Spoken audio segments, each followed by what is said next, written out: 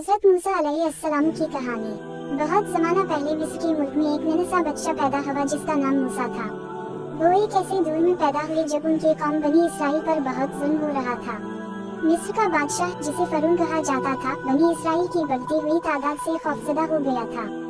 उसने एक जालिमाना हुक्म जारी किया कि बनी इसराइल के तमाम नौमौलूद लड़कों को मार दिया जाए। मूसा अलैहिस्सलाम की मां अपने बेटे को बचाना चाहती थी। इन्होंने एक हिम्मत वाला मंसूबा बनाया। इन्होंने एक टोकरी ली, इसमें मूसा को लटाया और टोकरी को दरियाई नील के किनारे झाड़ियों के बीच रख दिया। कुछ देर बाद फरून की बेटी दरिया में नहाने आई। इसी झाड़ियों के दरमियान वो टोकरी नजर आई। जब उसने टोकरी खोली तो एक रोता हुआ बच्चा देखा। इस बच्चे पर रहम आया और उसने फैसला किया कि वो इस बच्चे की परवरिश करेगी। इस तरह मूसा, जो हकीकत में बनी इसराइल के थे, फरून के महल में एक मिस्री शहजादे की तरह पले बढ़े।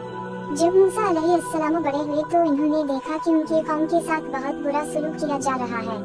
उनसे सख्त मेहनत करवाई जाती और इन्हें मारा पीटा जाता।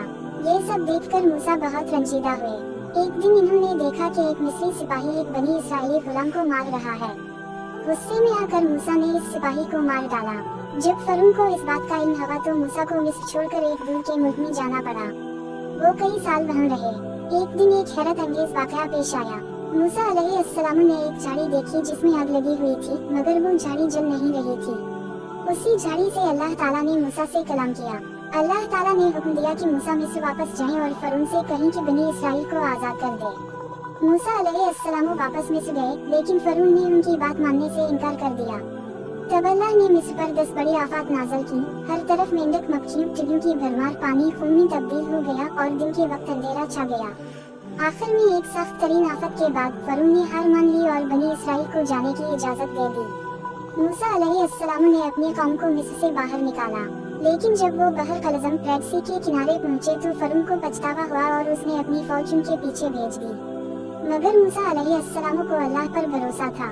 इन्होंने अपना असा लाठी बुलंद किया तो एक मोजिज़ा हुआ।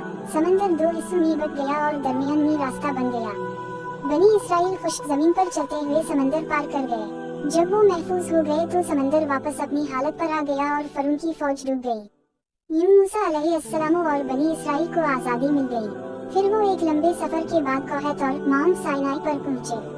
वहीं अल्लाह ताला ने मूसा अलैहिस्सलाम को 10 इकाम दिए, जो जिंदगी गुजारने और दूसरों से हंसने सलूक करने के उसूल थे।